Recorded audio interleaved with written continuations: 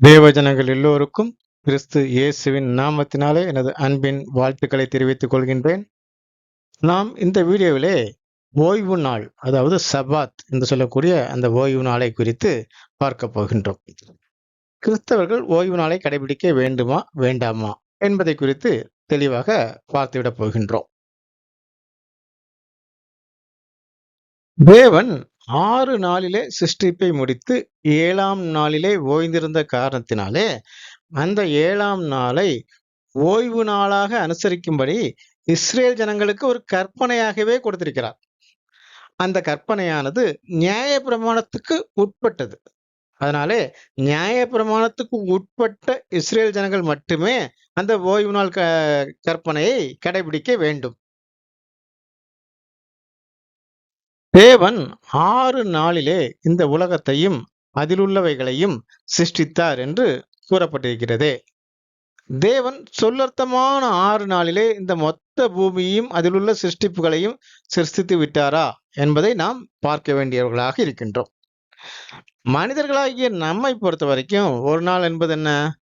பூமியானது தன்னைத்தானே ஒரு முறை சுற்றி வருவதற்கு எடுத்துக்கொள்ளும் காலம்தான் ஒரு நாள் என்று அறியப்படுகிறது. இதன் கால அளவு 24 மணி நேரம்.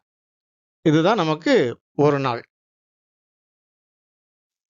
ஆனால் தேவனுடைய சிருஷ்டிப்பின் ஒரு நாள் என்பது 24 மணி நேரம் கொண்ட ஒரு காலப்பகுதி அல்ல.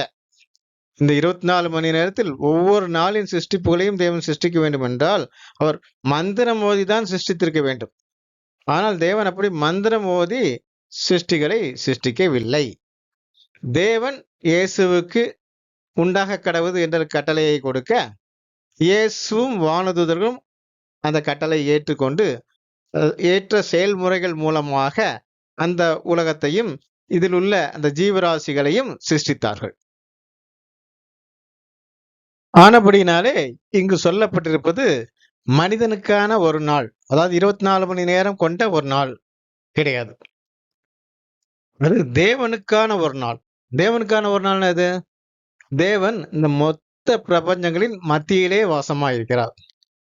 இந்த மொத்த பிரபஞ்சமும் தேவனை ஒரு முறை சுற்றி வர எடுத்துக்கொள்ளும் காலமே தேவனுக்கான ஒரு நாள். தேவனுக்கான ஒரு நாள் என்பது 1000 வருடங்கள் என்று 2 பேதுரு 3ஆம் அதிகாரம் 8ஆம் வசனத்திலே சொல்லப்பட்டிருக்கிறது.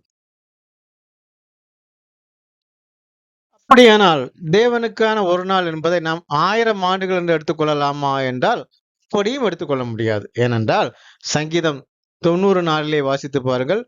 தேவனுக்கான 1000 ஆண்டு என்பது ஒரு இரவுக்கு சமம் என்பதாக சொல்லப்படுகிறது.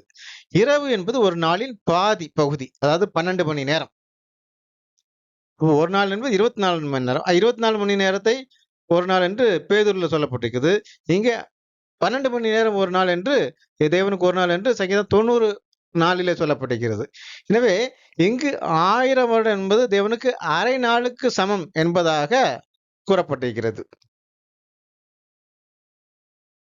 அதனாலே தேவனுக்கு ஒரு நாள் என்பதை 1000 வருடம் என்று நாம் எடுத்துக்கொள்ளக்கூடாது.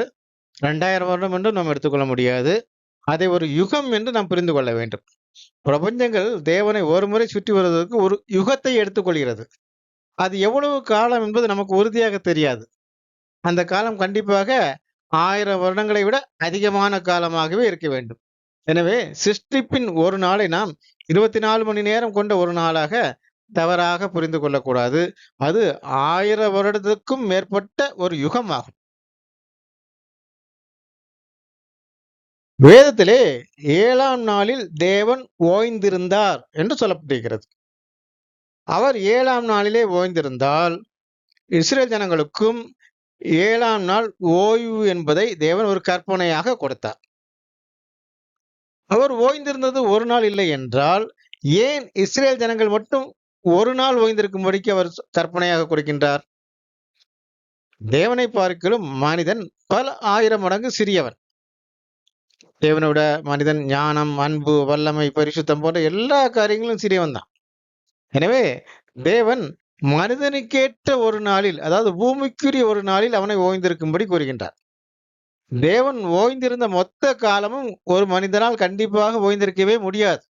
ஏனென்றால் தேவன் சிருஷ்டிப்பு முடிந்து ஓய்வுக்குள் சென்ற பின்னர் அவரது ஓய்வானது இப்பொழுதும் தொடர்ந்து கொண்டுதான் இருக்கிறது. அதாவது அந்த 7ஆம் நாளாகிய 7வது யுகம் இன்னமும் முடிவடையவே இல்லை. அன்று தொடங்கிய அவரது 7ஆம் நாளானது இப்பொழுதும் தொடர்ந்து கொண்டுதான் இருக்கிறது. இந்த ஒரு யுகத்திற்கு கண்டிப்பாக ஒரு மனிதன் வாழவே முடியாது. எனவே மனிதனுக்கு அவனுக்கேற்ற பிரகாரம் பூமிக்குரிய அல்லது மனிதனுக்குரிய ஒரு நாள், அதாவது 24 மணி நேரம் கொண்ட ஒரு நாளில் மட்டும் ஓய்ந்திருக்கும்படிக்கு தேவன் கூறுகிறார்.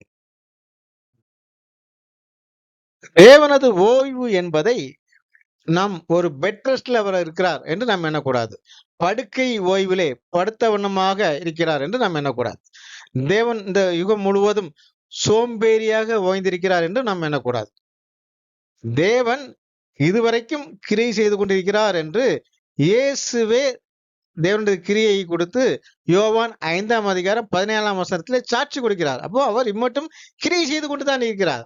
அதனாலே தேவனது ஓய்வு என்பதை அவர் எல்லா கிரியிலிருந்து ஓய்ந்து சோம்பேறியாக இருந்தார் என்று நாம் புரிந்து கொள்ளக்கூடாது. தேவன் அவரது சிருஷ்டிப்பின் கிரியிலிருந்து மட்டுமே ஓய்ந்திருந்தார். மற்றபடி ரட்சிப்பின் கிரியை, பரிபாலன கிரியை எல்லாவற்றையும் அவர் செய்து கொண்டுதான் இருக்கின்றார். அதே போல இஸ்ரேல் ஜனங்களுக்கும் அந்த ஓய்வு நாளானது அவர்கள் சோம்பேறியாக இருப்பதற்காக கொடுக்கப்படவில்லை. அந்த நாளில் அவர்கள் சபை கூடுதலை நடத்தும்படிக்கு அவர்களுக்கு கட்டளையிடப்பட்டிருந்தது. அந்த நாளை அவர்கள் தேவனுக்காக பயன்படுத்தும்படிக்கு கொடுக்கப்பட்டிருந்தது. தேவன் ஓய்ந்திருந்தா சரி, அதற்கு ஏன் இஸ்ரேல் ஜனங்கள் ஓய்ந்திருக்க வேண்டும்? இஸ்ரேல் ஜனங்கள் என்பவர்கள் ஒரு அடையாளமான ஜனங்கள், தேவனுக்கு அடையாளமான ஜனங்கள். அவர்களுக்கு கொடுக்கப்பட்ட நியாயப்பிரமாண பண்டிகைகள், ஓய்வு நாள், பலிகள் மற்றும் ஆசாரிப்பு கூடாரம் எல்லாமே வருங்காலத்துக்கு தேவனுடைய ரட்சிப்பின் திட்டத்திற்கு ஒரு அடையாளம் என்று கொலோசியர் 2ஆம் அதிகாரம் 16, 17 வசனங்களிலே சொல்லப்பட்டிருக்கிறது. அதேபோல எசேக்கியேல் 20ஆம் அதிகாரம் 12ஆம் வசனத்திலும் சொல்லப்பட்டிருக்கிறது. தேவன் தனது ரட்சிப்பு திட்டத்தை முழுவதும் இஸ்ரேலர் ஜனங்கள் மற்றும் அவர்களுக்கு கொடுத்த அந்த நியாயப்பிரமாண காரியங்களில் மறைமுகமாக நமக்கு தெரிவிக்கின்றார்.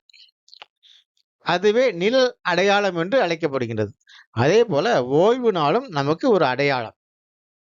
அடையாளம் என்றால் நிழல். நிழல் என்றால் நிஜம் என்று ஒன்று இருக்க வேண்டும்.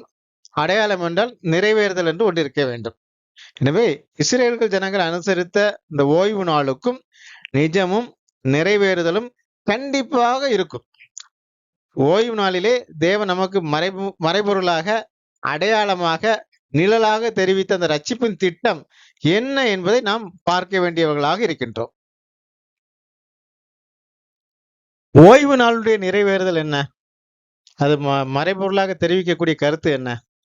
தேவன் 7ஆம் நாளை பரிசுத்தப்படுத்தினார் என்று சொல்லப்படுகிறது. அதற்கேற்ப 7ஆம் நாளிலே, அந்த சபாத் நாளிலே, ஓய்வு நாளிலே இஸ்ரேல் ஜனங்கள் எல்லோரும் சபையாக கூடி தங்களுடைய பாவத்துக்கு ஏற்ற பலிகளை கொடுத்து தங்களை பரிசுத்தப்படுத்திக் கொண்டார்கள். எனவே ஓய்வு நாளின் நிறைவேறுதல் என்பது பரிசுத்தப்படுத்துதல் ஆகும். ஒருவன் எப்பொழுது பரிசுத்தப்படுவான்? நியாயப்பிரமாண பலிகள் ஒருவனை பரிசுத்தப்படுத்துமா? அது ஒரு தற்காலிகமான ஏற்பாடு தான் இல்லையா? ஒருவன் தண்ணீர் பாவத்திலிருந்து கழுவி கொண்டு பரிசுத்தமடைவதற்கு ஆடு மாடுகள் பலி என்பது ஒரு தற்காலிகமான ஏற்பாடு. இந்த ஆடு மாடுகள் பலிகள் எல்லாம் ஒருவனை பூரணப்படுத்தாது என்று வேதத்திலே தெளிவாக சொல்லப்பட்டிருக்கிறது. பரிசுத்த ஆவி இல்லாமல் ஒருவன் பரிசுத்தமாக வாழ முடியாது. பாவத்திலிருந்து ரட்சிக்கப்பட முடியாது பரிசுத்த ஆவி இல்லாமல். இப்போ இஸ்ரேல் ஜனங்களுக்கு பரிசுத்த ஆவி கொடுக்க ஆரம்பித்த பொழுதுதான் நிறைவேறுதலான, அதாவது மெய்யான பரிசுத்தப்படுதல் ஆரம்பமானது. அப்படியானால் பரிசுத்த ஆவி கொடுக்கும் பொழுதுதான் நிறைவான ஓய்வு நாள் ஆரம்பித்தது. இஸ்ரேல் ஜனங்களிலே, இஸ்ரேல் மத்தியிலே, யூதா கோத்திரத்திலே பிறந்த இயேசுவுக்கு முதலிலே பரிசுத்த ஆவி கொடுக்கப்பட்டது. எனவே நிறைவேறுதலான 7ஆம் நாள் என்பது இயேசுவுக்கு பரிசுத்த ஆவி கொடுக்கப்பட்ட கிபி 29ஆம் ஆண்டிலே ஆரம்பமானது. இப்போ கிபி 29ல தான் சுவிசேஷம் ஆரம்பித்தது இல்லையா? இப்போ பரிசுத்த ஆவி கொடுக்கப்பட்ட அந்த சுவிசேஷம் முழுவதும் அந்த நிறைவேறுதலான 7ஆம் நாளாக, அதாவது சபையாரை பரிசுத்தப்படுத்தக்கூடிய அந்த ஓய்வு நாளாக அந்த சுவிசேஷம் இருக்கின்றது. அந்த சுவிசேஷமானது இயேசுவுக்கு பரிசுத்த ஆவி கொடுக்கப்பட்ட கிபி 29ஆம் ஆண்டிலே ஆரம்பமாகின்றது. ஓய்வு நாள் அன்று இஸ்ரேல் ஜனங்கள் தங்களுடைய எல்லா கிரியைகளிலிருந்தும் ஓய்ந்திருந்தார்கள். அதுவும் ஒரு அடையாளம் தான். அதுக்கு நிறைவேறுதல் என்ன? சுவிசேஷ யுகத்திலே பரிசுத்த ஆவியை பெற்ற இஸ்ரவேல் ஜனங்கள் நியாயப்பிரமாண கிரியையிலிருந்து அவர்கள் ஓய்ந்திருக்க வேண்டும். அவர்கள் இயேசு விசுவசிப்பதற்கு முன்பாக நியாயப்பிரமாண கிரியைகளை நடத்தி அந்த பலிகளை எல்லாம் கொடுத்து அதன் மூலமா தங்களை பரிசுத்தப்படுத்திக் கொண்டிருந்தார்கள். இயேசுவை விசுவசித்த பிறகு அது முதல் இயேசுவின் இரத்தம் மீதான விசுவாசத்தால் தங்களுடைய பாவம் மன்னிக்கப்படுகின்றது என்று அவர்கள் விசுவசித்து அந்த நியாயப்பிரமாணத்தினுடைய கிரியைகளிலிருந்து அவர்கள் ஓய்ந்திருக்க வேண்டும். இயேசுவின் ரத்தம் தங்களது சகல பாவங்களையும் கழுவும் என்று விசுவசித்து அதன் பிறகு அவர்கள் நியாயப்பிரமாண பலிகளை எல்லாம் கொடுக்காமல் நியாயப்பிரமாண கிரியைகளிலிருந்து அவர்கள் ஓய்ந்திருக்க வேண்டும். அதுதான் அந்த ஓய்வு நாள் கிரியைக்கும் சுவிசேஷ கிரியையிலிருந்து ஓய்ந்திருத்தலுக்குமான ஒரு அடையாளம் நிறைவேறுதலாக இருக்கின்றது. இப்ப நாம் இதுவரைக்கும் பார்த்தபடி நிறைவேறுதலான ஓய்வு நாள் ஆரம்பித்ததிலிருந்து இயேசுவின் ரத்தம் மீதான விசுவாசத்தால் இஸ்ரவேல் ஜனங்களுக்கு பரிசுத்த ஆவி கொடுக்கப்பட்டு பாவத்திலிருந்து அவர்கள் ரட்சிக்கப்பட்டார்கள். அதனால் அவர்கள் நியாயப்பிரமாண கிரியையிலிருந்து ஓய்ந்திருந்தார்கள். இதுவே சுவிசேஷ யுகத்திலே இஸ்ரேலிய சபையார் பெற்ற நிறைவேறுதலான ஓய்வு நாள் ஆகும். இப்போ புறஜாதி ஜனங்களும் சுவிசேஷ யுகத்திலே விசுவாசத்தால் நீதிமானானார்கள். இப்போ அவர்களில் எப்படி ஓய்வு நாள் நிறைவேறும்? அவர்களை பொறுத்த வரைக்கும், புறஜாதியர்களை பொறுத்த வரைக்கும் ஒருபோதும் அவர்கள் நியாயப்பிரமாணத்துக்கு உட்பட்டிருக்கவே இல்லை. அவர்கள் ஓய்வு நாளை அனுசரிக்கும்படிக்கு அவர்களுக்கு எந்த கற்பனையும் கொடுக்கப்படவும் இல்லை. எனவே அவர்கள் நியாயப்பிரமாண கிரியிலிருந்து ஓய்ந்திருக்க வேண்டிய அவசியமே இல்லை. ஏனென்றால் அவர்கள் நியாயப்பிரமாணத்தின் கிரியிலிருந்து எப்பொழுதுமே ஓய்ந்துதான் இருந்திருக்கிறார்கள். அவர்களுக்கு நியாயப்பிரமாணம் கொடுக்கப்படவே இல்லை. பிரஜாதிகளை பொறுத்த வரைக்கும் அவர்கள் விசுவாசியாகும் பொழுது அவர்கள் பரிசுத்த ஆவி பெற்றது நின்றும் பரிசுத்தமானார்கள். அந்த ஓய்வு நாளிலே சுவிசேஷ யுகத்திலே அவர்கள் பரிசுத்தமானார்கள். அவர்கள் தங்களுடைய முந்தைய விக்கிரக ஆராதனை போன்ற கிரிகளிலிருந்து ஓய்ந்திருக்க வேண்டும். இஸ்ரவேல் ஜனங்கள் நியாயப்பிரமாண கிரியிலிருந்து ஓய்ந்திருக்க வேண்டும். இவர்கள் விக்கிரக ஆராதனை கிரியிலிருந்து ஓய்ந்திருக்க வேண்டும். எனவே ஓய்வு நாளின் நிறைவேறுதல் என்பது இஸ்ரேலிய சபையாருக்கும் புறஜாதி சபையாருக்கும் சற்று வேறுபட்டதாக இருக்கின்றது. அடையாளமான ஓய்வு நாள், அதாவது இஸ்ரேலுக்கு மட்டுமே தேவன் கொடுத்த அந்த ஓய்வு நாள் கற்பனையானது சுவிசேஷ யுகத்தின் ஆரம்பத்திலே முடிவடைந்து விட்டது. நிறைவேறுதல் கிபி 29 ஆரம்பித்தது என்றால் அடையாளம் முடிவுக்கு வந்து விட்டது என்றுதானே அர்த்தம். என்ன பிரதர், கிபி 29 ஓய்வு நாள் முடிவுக்கு வந்து விட்டது என்று சொல்கிறீர்கள், நிழல் நிஜம் என்று சொல்கிறீர்கள், அடையாளம் நிறைவேறுதல் என்று சொல்கிறீர்கள். கிபி 29 இயேசு பரிசுத்த ஆவியை பெற்றதிலே அடையாளமான ஓய்வு நாள் முடிந்து விட்டது என்பதற்கு வேதத்திலிருந்து ஏதாவது ஆதாரத்தை காட்டுங்களேன் என்று நீங்கள் கேட்கலாம்.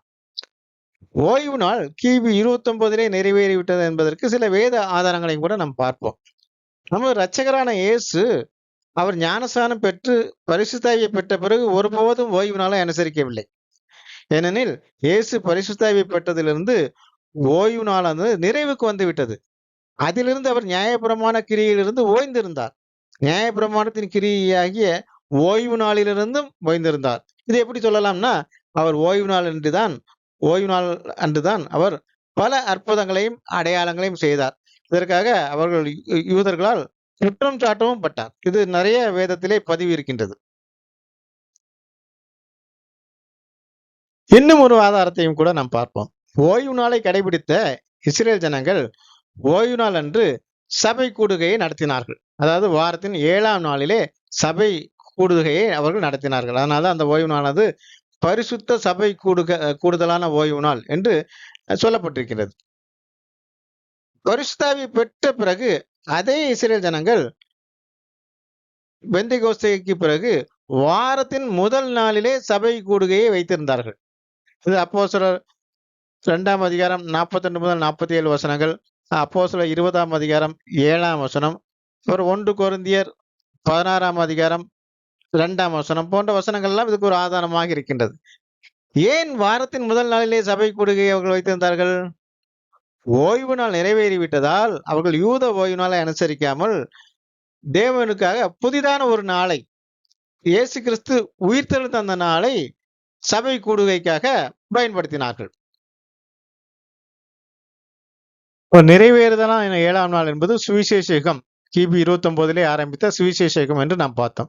அந்த சுவிசேஷ யுகம் கூட முடிவடைந்து விட்டது. கிபி 135 எருசலேம் முற்றிலுமாக அழிக்கப்பட்ட பொழுது அது முடிவடைந்து விட்டது என்று நாம் ஏற்கனவே பார்த்திருக்கின்றோம். கிபி 135 சுவிசேஷ யுகமும் முடிந்து சபையின் அழைப்பு முடிந்து விட்டது என்று பார்த்திருக்கின்றோம். அந்த வீடியோக்கள் எல்லாம் உலகத்தின் முடிவும் இயேசுவின் 2ஆம் வருகையும் என்ற எனது வீடியோ தொடரிலே ஒரு தொடர் வீடியோவாக பேசியிருக்கிறேன். அதை கேட்காதவர்கள் கேட்டு புரிந்து கொள்ளும்படி கேட்டுக்கொள்கின்றேன். அப்படியானால் இன்றைய இஸ்ரேல் ஜனங்கள் அடையாளமான ஓய்வு நாளை அனுசரிக்க வேண்டுமா என்று ஒரு கேள்வி எழுகின்றது அல்லவா? ஓய்வு நாளும் முடிந்து விட்டது. அதாவது அடையாளமான ஓய்வு நாளும் முடிந்து விட்டது. நிறைவேறுதலான ஓய்வு நாளும் கிபி 135 முடிவடைந்து விட்டது. பிறகு ஏன் அவர்கள் அடையாளத்தை அனுசரிக்க வேண்டும்? நிறைவேறுதலே முடிந்துவிட்ட பிறகு ஏன் அவர்கள் அடையாளத்தை அனுசரிக்க வேண்டும்? எனவே இஸ்ரேல் ஜனங்களுக்கு இப்பொழுது ஓய்வு நாள் அனுசரிப்பு தேவையற்றது. இயேசுவை விசுவசிக்கும் இஸ்ரேல் ஜனங்கள் கண்டிப்பாக ஓய்வு நாள் மற்றும் அதனுடைய நியாயப்பிரமாண கிரியைகள் எல்லாவற்றிலிருந்தும் கண்டிப்பாக வெளியே வந்து விடுவார்கள். இஸ்ரேல் ஜனங்களில் ஒருவன் நியாயப்பிரமாணத்தின் ஏதாவது ஒரு கிரியை அனுசரித்துக் கொண்டிருந்தாலும் அவன் நான் இயேசுவை மறுதலிக்கிறேன் என்பதை அவன் அறிக்கை செய்து கொண்டிருக்கிறான் என்பதே அதனுடைய அர்த்தமாகும். நம்மை பொறுத்தவரை நாமெல்லாம் புறஜாதி விசுவாசிகளாக இருக்கின்றோம். நாம் அந்த அடையாளமான ஓய்வு நாளை அனுசரிக்க வேண்டுமா? புறஜாதி விசுவாசிகள் ஓய்வு நாளை அனுசரிக்க வேண்டுமா? இன்று சில சபைகள் கூட அதையே முக்கிய பிரமாணமாக கொண்டு செயல்பட்டுக் கொண்டிருப்பதை நாம் பார்க்கின்றோம். சபையானது கிபி 135 முடிவுக்கு வந்துவிட்டது. அடையாளமான ஓய்வு நாள் புறஜாதிகளுக்கு கொடுக்கப்படவே இல்லை. அது யூதர்களுக்கு மட்டுமே கொடுக்கப்பட்ட கற்பனை. எனவே அடையாளம் முடிவடையாமல் இருந்தாலும் கூட நாம் அதை அனுசரிக்க வேண்டிய அவசியம் இல்லை. இப்போது அடையாளமும் முடிந்து நிறைவேறுதலான ஓய்வு நாளும் முடிந்த பின்னர் நாம் எதற்கு அதை அனுசரிக்க வேண்டும்? கண்டிப்பாக ஓய்வு நாளை நாம் அனுசரிக்க வேண்டிய அவசியமே இல்லை. அப்படி அனுசரிப்பது என்பது அவருடைய அறியாமையே அது காட்டுகின்றது. சகோதரர்களே, இதுவரை ஓய்வு நாளின் அடையாளம் நிறைவேறுதல் குறித்து நாம் பார்த்தோம். அடையாளமான ஓய்வு நாளும் முடிவடைந்து அதன் நிறைவேறுதலும் முடிவடைந்த காரணத்தினாலே இஸ்ரேல் ஜனங்களானாலும் பிரஜாதி விசுவாசிகளானாலும் ஓய்வு நாளை அனுசரிக்க தேவையில்லை என்று பார்த்தோம். தேவன் தாமே உங்கள் எல்லோரையும் ஆசீர்வதிப்பாராக. துதி கன மகிமை எல்லாம் தேவனுக்கே உரித்தாகட்டும்.